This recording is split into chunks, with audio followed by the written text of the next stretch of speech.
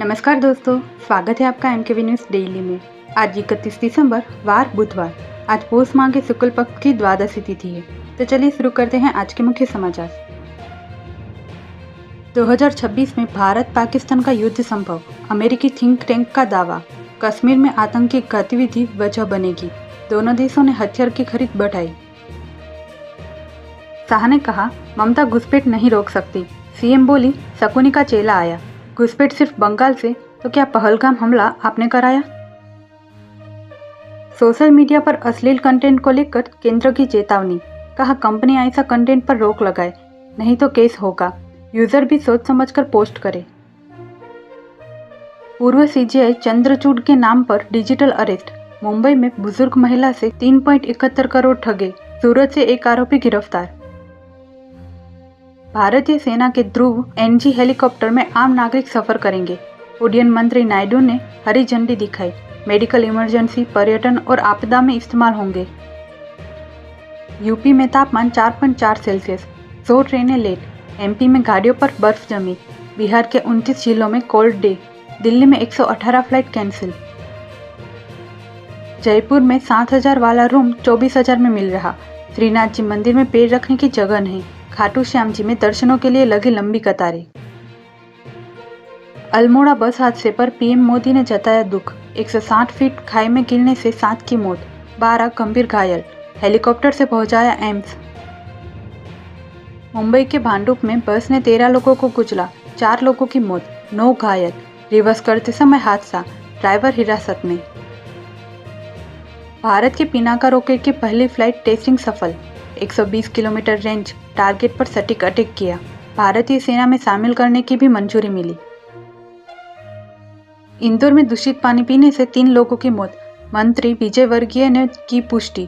इनमें 2 महिलाएं, 33 से ज्यादा बीमार, अस्पताल फुल। हरियाणा में 70% हेल्थ बजट सैलरी पर हो रहा खर्च। केंद्र ने 50% पर लाने की हिदायत दी। रेशनलाइजेशन भर्ती की सलाह। हिमाचल में अगले 96 घंटे बारिश और बर्फबारी के आसार। 72 घंटे शीतलहर का अलर्ट। ऊंचे पहाड़ों पर स्नोफॉल, पर्यटकों को एडवाइजरी।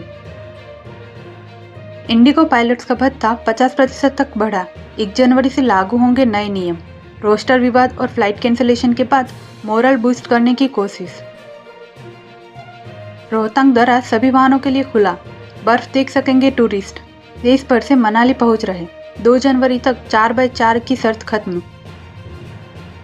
सऊदी अरब का यमन के मुल्ला पोर्ट पर हवाई हमला। कहा, UAE से हथियारों की खेप आ रही थी। यमन ने 90 दिन की इमरजेंसी लगाई। बांग्लादेश ने भारत में अपने उच्चायुक्त को तुरंत ढाका बुलाया। देर रात देश लौटे हमीदुल्ला। भारत से संबंधों पर चर्चा करना मकसद। बांग्लादेश में 12 दिन में तीसरे हिंदू की हत्या।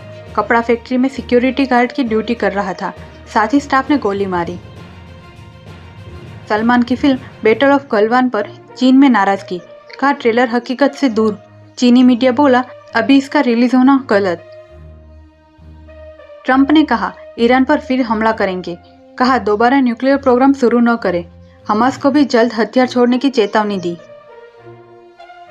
प्रशांत महासागर में एक नाव पर अमेरिकी सेना का हमला, 2 लोगों की मौत, ड्रग तस्करी का आरोप।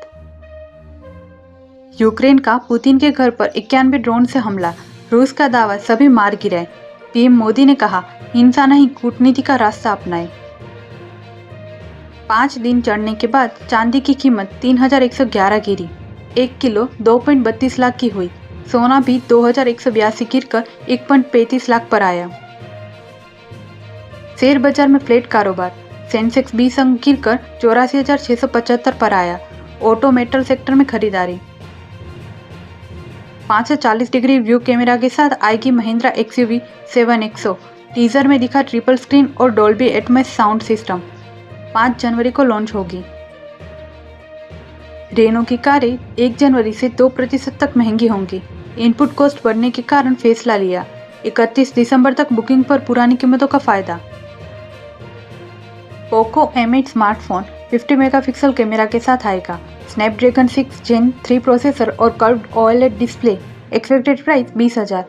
ऐसी ही महत्वपूर्ण खबरों के लिए एमकेवी न्यूज़ डेली को सब्सक्राइब करें, साथ ही बेल आइकन दबाना ना भूलें। जय हिंद, जय भारत।